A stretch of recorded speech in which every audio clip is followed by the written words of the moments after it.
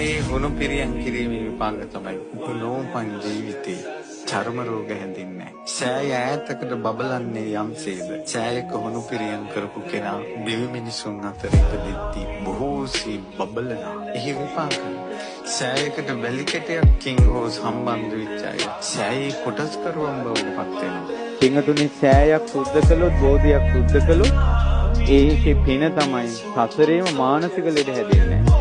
ඒ පින්වන්තයාට අපේ බුද්ධ ශාසනය නිවන් දකින්න තුරු උපනෝපන් ජීවිතයක කවදාවත් අබෑටික තරම්වත් හැමේ බිබිලක් ඇවිල්ලා නැහැ කියන්නේ. සෑය සුද්ධ කරගන්න.